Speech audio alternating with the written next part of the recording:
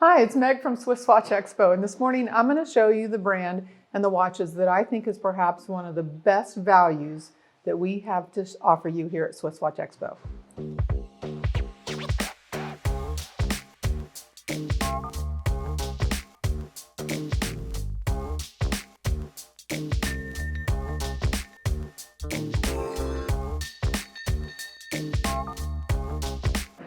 Hi, it's Meg again from SwissWatchExpo. You know, I love showing you Patek Philippe, JLC, AP, Rolex, and they're all extraordinary watches. Fortunately, we have a lot of them here at SwissWatchExpo to sell you and show you.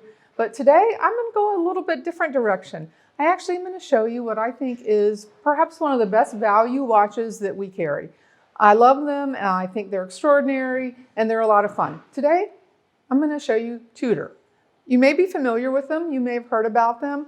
They're Rolex's fun little brother watch, and they truly are. They were actually introduced in 1926 by Hans Wilsdorf. He's the founder of Rolex. He wanted to introduce a secondary line that was more affordable, less expensive than Rolex, but still carried a lot of the same quality. And of course, they're brothers, so they look a little bit alike as well. So I actually had the privilege of working with an AD in 2013, which is important as that is when they were reintroduced in the US. They were first introduced and created in 1926. So they've been around for almost 100 years now, and they're really extraordinary timepiece. A couple of things other than being more affordable that Hans Wilsdorf thought was very important is, and which was lended a lot of credibility. Of course, it's in the house of Rolex. But in that time, it was very extraordinary. It's not something, even now, there's really no other watch company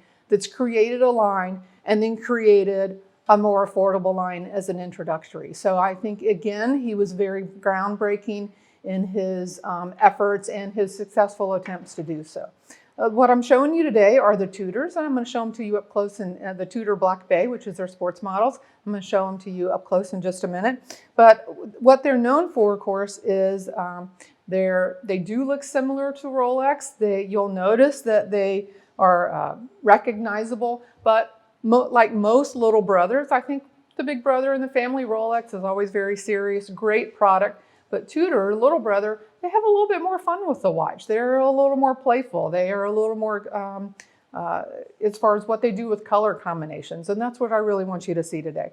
They were well known in the early 1900s for supplying watches for the US Navy. Go Navy, my son's in the Navy, so I had to give him a plug, but also for the French Marine. So they're very dependable, incredible watches, and they did borrow the oyster case from Rolex, which is what gives them that durability and their water resistance.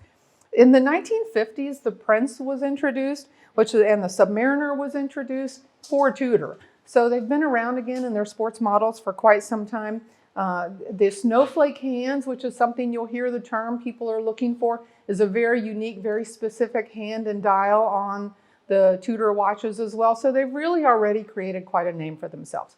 They were pulled out of the US market in early 2000. They really wanted to kind of pull back.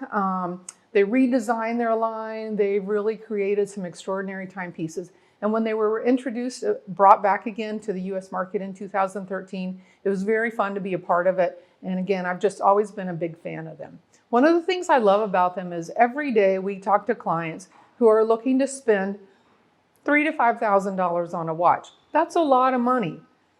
It doesn't get you a very big Rolex, but it's a lot of money. So I always want to make a suggestion to the clients. If you're looking for perhaps a vintage, smaller timepiece, and you're a big sporty guy and you feel like it might be a little too small, I want you to consider the Tudors. They're extraordinary. They're a bigger case size and they're beautiful. So here's just a couple I'm going to show you. These are all the Tudor Black Bay. The Black Bay watches are their sports model. They do have sort of that vintage style to them. And yes, they look like the Submariners. That's on purpose. They're supposed to.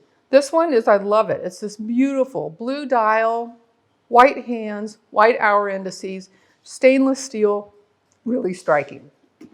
Similarly, fun little color variation here. More of a maroon dial, maroon bezel, black dial. So again, same watch, just different color plays. And that's what I think is so much fun about them, is the fact that you can get really something that's a little bit different in style and look and design.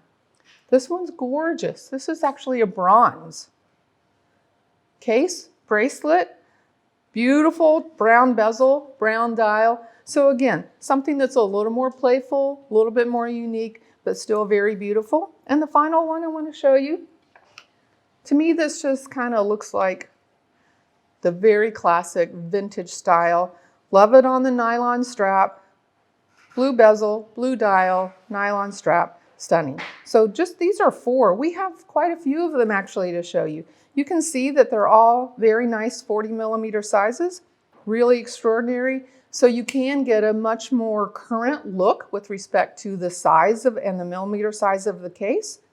Extraordinary timepiece. They are, again, a Rolex product with respect to being made in-house. They're actually made in the same facilities as Rolex, but they have their own dedicated floor. They all have in-house movements, so you really do get the fine quality and the heritage and the legacy of Rolex, but in this Tudor, which is a better price point or a lower price point. But they're extraordinary. They're a lot of fun. So don't want to date with big brother Rolex? Let's take out little brother Tudor. He's going to be a blast.